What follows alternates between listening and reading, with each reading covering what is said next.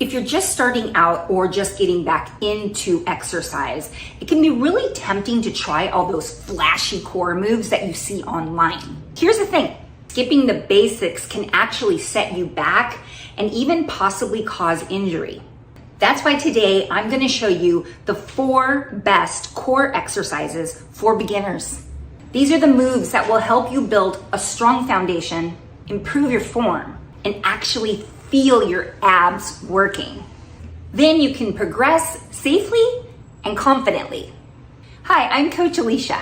On this channel, I'll help you to rev your metabolism, master stress, and defy aging. If you're ready to build real strength from the inside out, then let's get started. Exercise number 1 is the off-bench plank. You can also use a chair or even a couch for this one.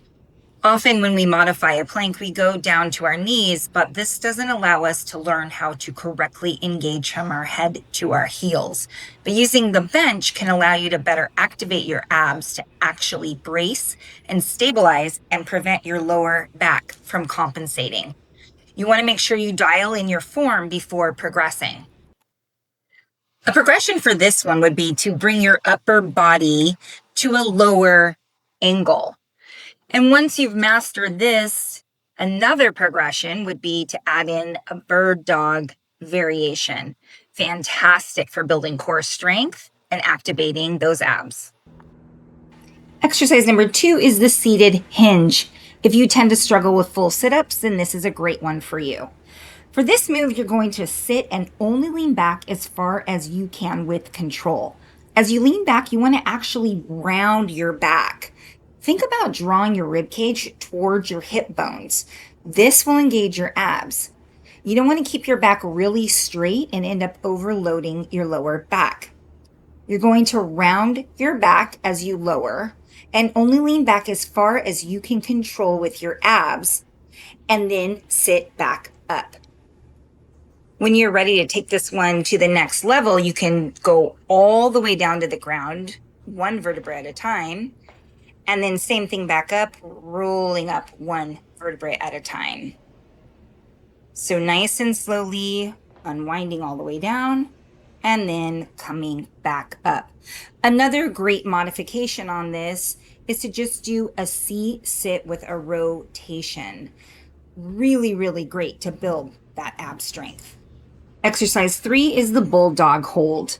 This one's a great move to improve shoulder stability as well as strengthen your abs and even your quads.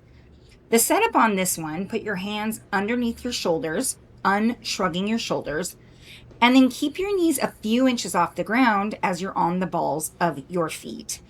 This is a great way to work on that core strength and stability before you move into more advanced movements.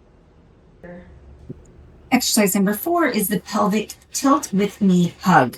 If you've ever wanted to work up towards the bicycle movement or any of the single leg lowering movements, then this is a great way to do it.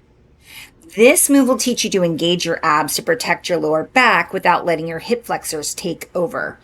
So to do this one, you're going to be on your back and then press your lower back into the ground to really brace your abs. Think about drawing your hip bones towards your rib cage. Then you'll tuck 1 knee in towards your chest and then continue to alternate sides. Remember, starting with these 4 exercises is the best way to build a solid foundation. Focus on really feeling these moves in your abs before you try to progress them. Often when we skip ahead, other muscles love to kick in when they shouldn't be and take over for our abs. Stick with these 4 moves until you truly feel your core muscles firing. If you like this video and you want more simple, effective workouts that you can actually feel working, make sure to hit subscribe and join me here every week. Thanks for moving with me today, and I'll see you in the next one.